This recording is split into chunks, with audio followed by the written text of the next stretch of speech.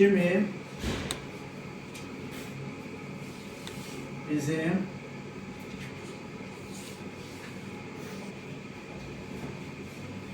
yanıldığımızı sübut etmek istəyirdi. Bakın, biraz böyük cümle oldu. Sizi yormasın. Aydınlaştıracağım, o dakika başa düşəcəksiniz. Hərə bir söz deyirdi. Bak, bundan sonra 2 dənə cümle yazmışam. Kimi hadisənin dünən baş verdiğini de iddia edir. Kimi bizim yanıldığımızı sübut etmək istəyir. Bak, 2 dənə cümlədir. Bak, burada kimi verməyin əvəzliklər işləri. Bak, aşağıda görsünüz. Necə? 2 dənə aydınlaşdırma olmuş olur. Yok, 2 dənə aydınlaşdırma oldu. Burada bir dənə aydınlaşdırma əlaqəli tabisiz mürəkkəb cümlə var. Sadəcə onun ikinci komponentində, ikinci hissəsində 2 dənə cümlə var. Bax, deyirəm ki, hərə bir iş görür. Kimi su gətirir, kimi odun doğrayır, kimi həyəti yığışdırırdı. Yenə deyirik, hərə bir iş görür, kimi yazır, kimi oxuyur, kimi test işləyirdi.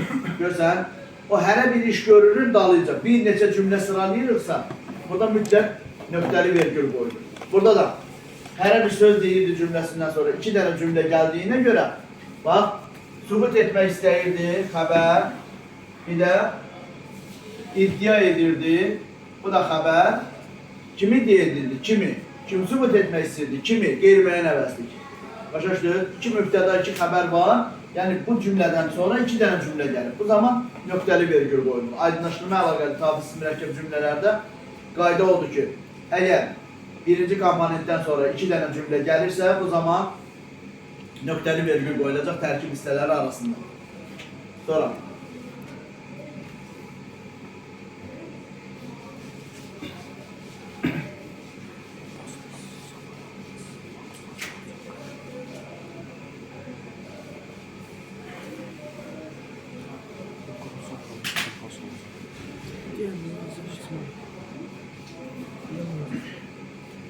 Bir de sonuncu uşaqlar, tabisiz mürəkkəb cümlənin sonuncusunu izah edirik. Bu, bölüşdürmə əlaqəli tabisiz mürəkkəb cümlədir.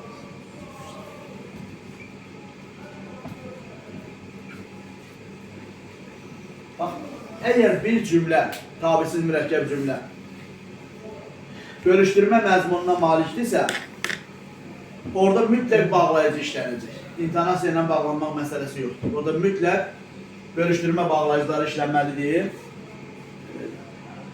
Bölüşdürmə bağlayıcılarını xatırlayaq. Keçən dərs xatırlamışdır. Ya da, gah-gahda, bir də istər-istərsən. Bu bağlayıcılar əgər varsa, həmişə demirik bu tabisiz mürəkkəb cümlədir. Ola bilər ki, həmsiz xəbərli sadə cümlə də ola bilər. Diqqət edəcəyik də, qrammatik əsasa diqqət edəcəyik. Necə ki, qarşılaşdırma əlaqəli tabisiz mürəkkəb cümlədə qrammatik əsasa diqqət edirdik. Dedik ki, amma ancaq lakin görən kimi dərhal tabi mürəkkəb cümlə deməyin. Qrammatik əsasa baxın. Burada da həmçin.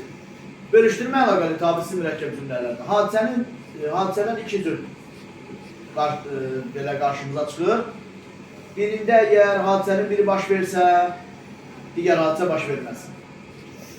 Obisində də hərəkət və hökmlər bir-birindən növbələşər.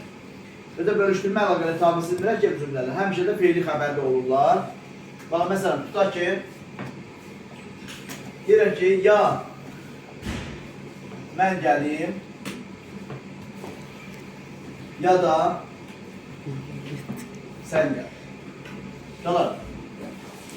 Əgər bölüşdürmə əlaqəli tabisiz mürəkkəb cümlənin tərkib hissələri ya da bağlayıcılarından bağlanarsa, hadisənin biri baş versə, digəri baş verməz.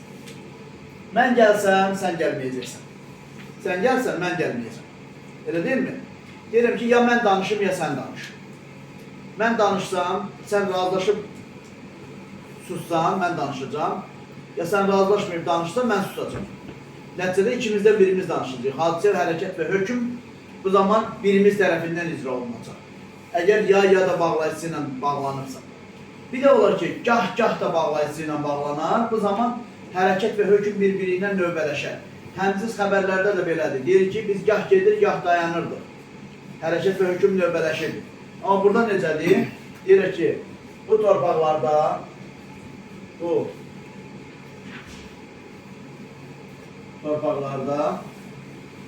gah taxıl əkilir.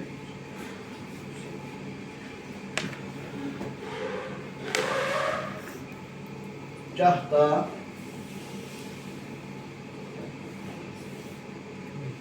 bostan bezərilir.